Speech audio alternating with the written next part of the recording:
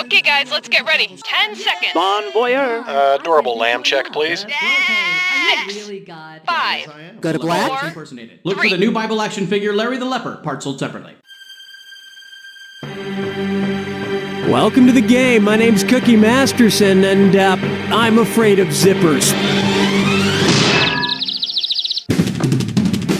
Did you want to play alone, or did you get stood up again? And today's wrong answer of the game is being brought to you by Fashion Barrel Barrelware. Comfort, freedom, style, and the faint smell of pickles. Wear your wood well. Sniff out our sponsor's wrong answer of the game, and you'll end up with a great prize and serious cash. Okay, let's see what happens.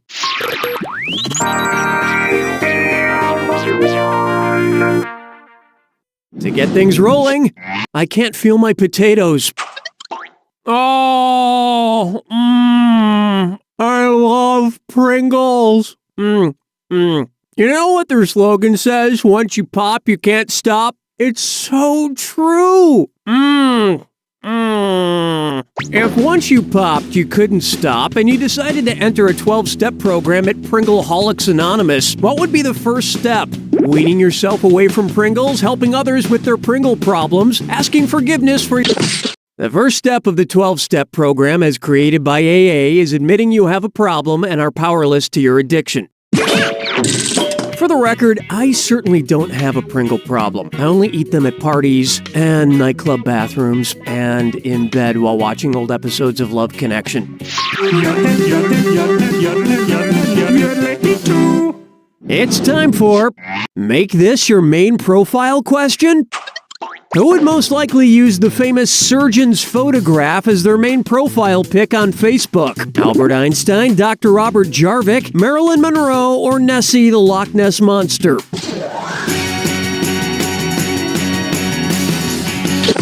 The famous photograph of Nessie poking her head out of the water is known as the surgeon's photograph because it was supposedly taken by a doctor. And since then, the photo has indeed proven to be doctored. By the way, Nessie enjoys water skiing, long walks on the beach at night, and playing Mafia Wars. Oh, and she's a diehard Christian.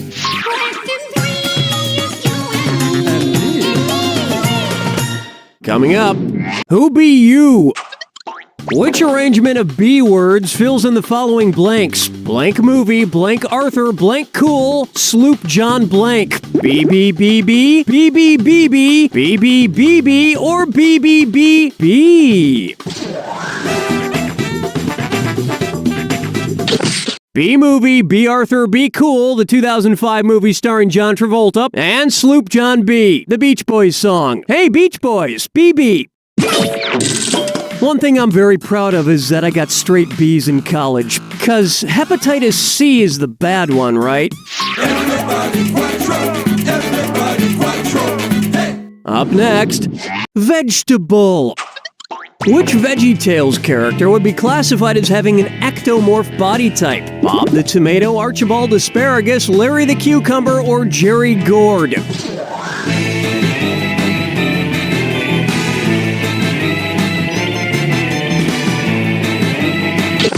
I squash this answer. The correct answer is, ectomorphs have thin, narrow chests and abdomens.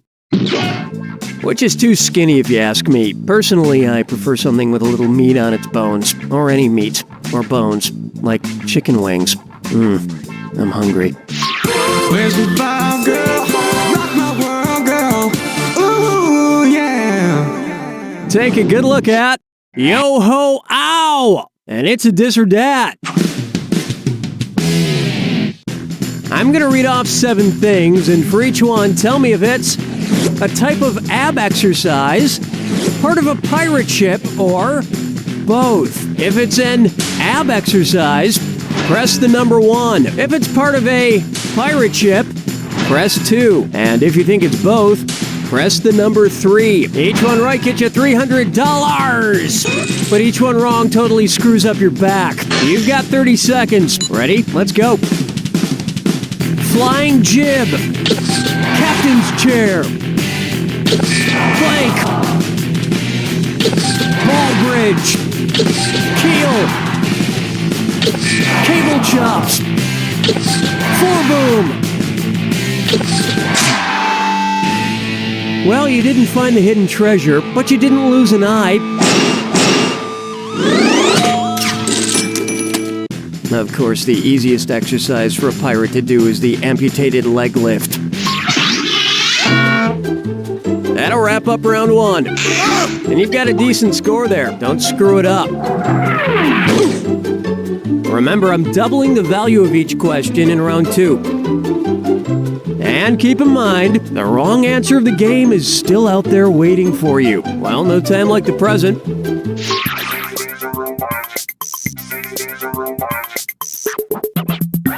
Why not try I Can't Quit You movie franchise?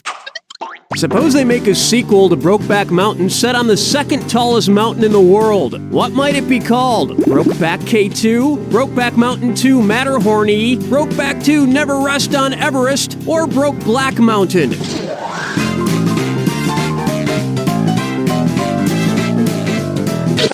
The mountain known as K2 on the border of Pakistan and China is the second tallest mountain in the world after Mount Everest. Personally, I prefer Brokeback Mountain, the remount.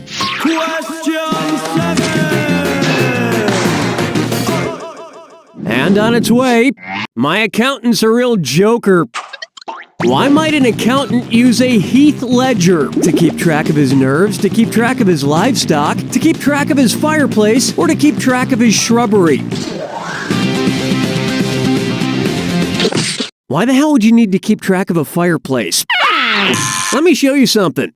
Accountants use ledgers to keep track of things, like heath, a kind of shrubbery. And after a full day of shrubbery accounting, I'm sure he's pretty bushed. Locking chickens picking out a mate. Guess I'll marry 8.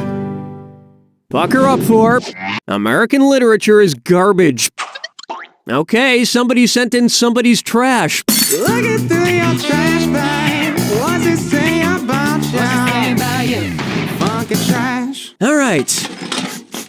This steaming pile of trash smells literary. Let's see what we can find. There's an ambulance driver's license from World War I, some Cuban cigar butts, and an empty bottle of foot cream specifically designed for six-toed cats. What famous author does this trash belong to? Mark Twain, John Steinbeck, Ernest Hemingway, or Toni Morrison?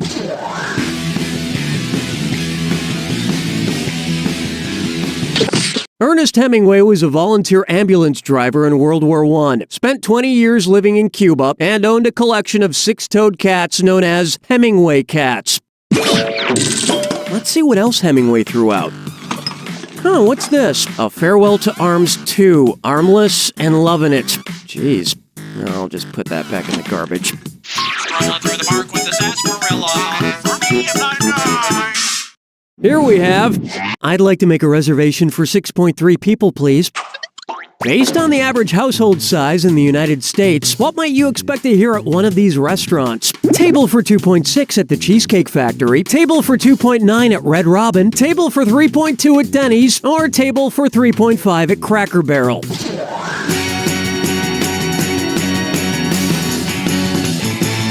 Hello? Funny, considering the average person who eats at Denny's weighs as much as 3.2 people. Here's what you meant to pick.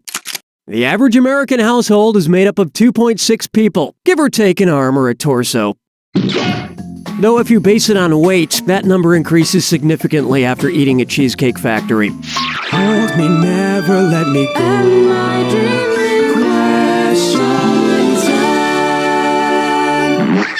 Here's one I like to call fries or tater tots. Hey, did you know King Tut was just 9 years old when he became Pharaoh of Egypt? Probably still read the Egyptian funny papers every day. Considering which animal the Egyptians worshipped, which ancient comic strip character would King Tut have enjoyed the most? Garfield Hotep, Marmaduke Memnon, Dilbertiti, or... The ancient Egyptians were known to revere and worship cats, like Garfield and Garfield Hotep. And they hated Mondays.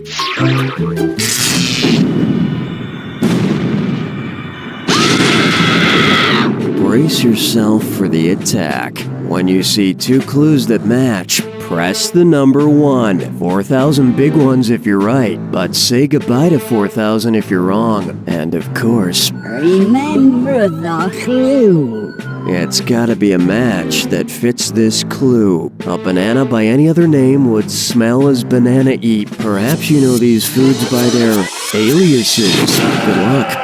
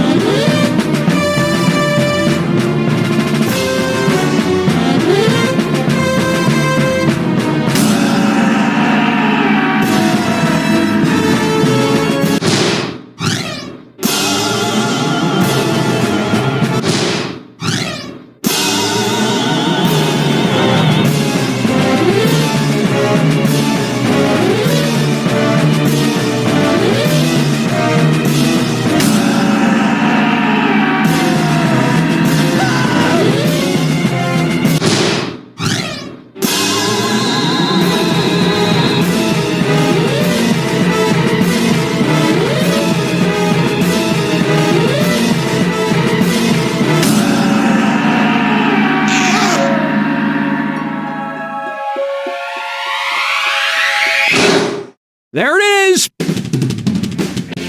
Sorry, I was just thumbing through this thesaurus to come up with the perfect words to describe your performance. Here we go. Boilerplates. Common, customary, dime a dozen. Fair to middling, garden variety, homegrown, ordinary. You don't know Jack! That'll do it, folks. What's going on, Donnie? All right, then. Have you any tinkling for jumping back into the proceedings? Each year, tens of dozens of puppeteers suffer serious hand injuries because they didn't use the proper lubrication before stuffing their hands into a puppet. These injuries can range from minor chafing and small blisters all the way to the loss of a limb and death. Luckily, there is a solution. Felt-up hand puppet lube was specifically designed by scientists to provide the lubrication that feels good, but also keeps puppeteers safe. I feel good. My puppet feels good. And because of Felt-up, well, we're both healthy. If you or someone you love uses hand puppets, don't they deserve to get felt up? If I didn't get my son felt up when he was younger, he might not be here today. Felt-up hand puppet lube for your loved ones. In 2002, a film came out that changed the genre of fantasy suspense forever. Mine the sunlight as it dies. A wary sight for weary eyes. No, witch, you will not weaken me. Salazar, throw me the pendant! That film was Witch's Wheel 2. You probably don't remember the original Witch's Wheel. It was kind of a mess. But the sequel has left audiences wondering what happens next for nearly 10 years. This summer, the wait is over. Chauncey Zeigman presents Witch's Wheel 2. 2. The silence of these woods is suspicious. Salazar, 3 L's! Quickly, Warlock, an incantation. This July, prepare yourselves for Witch's Wheel 2. 2. The sequel to the sequel.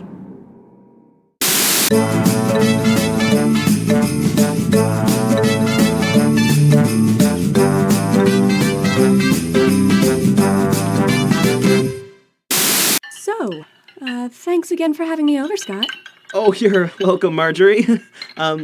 So... Is your date night conversation a bore? Yes it is. Please help. We have nothing to talk about. Then try Nigel the Chimney Sweep. He's a real adorable British street urchin who makes an excellent conversation piece. Oh, well, isn't he fabulous? All ragged and covered in soot. Oh, please, miss, help me. I have a family. They don't know where I am. Please help. Oh, I haven't the slightest what he's saying, but look at that adorable hat. And you, Scott, well, you seem so nurturing. Thanks, Marjorie. Please, I miss me mum. Why am I dressed like this?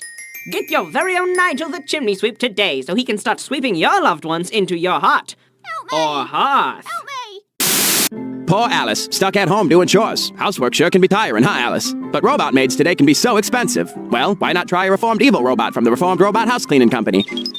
Oh, sure, these robots used to be programmed to wipe out the human race, but now they're programmed to wipe out grime and mildew. Let's watch. The mop is in the front closet, Reformed Evil Robot. Must kill human. Excuse me? Must clean bathroom. Good Evil Robot. So visit the folks at Reformed Robot House Cleaning Company, where we sweep evil under the rug.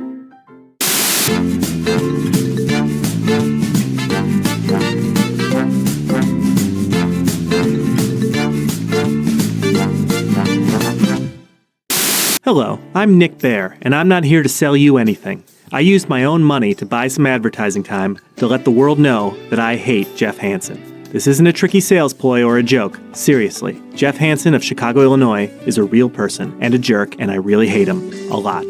I am not a rich man. This commercial's expensive and is taking most of the money that I would use to send my children to college. But if it makes any of you understand just how much I hate Jeff Hansen, who is a real person who works in Chicago and lives in Evanston, has brown hair and is about 6'4", then it will be worth it. If I have one hope, it is that spending my entire life savings in these scary economic times will burn the name Jeff Hansen into your brain, so that if you ever had the misfortune of actually meeting him, you will remember just how deeply and totally I hate this man, and take it as a warning to steer clear.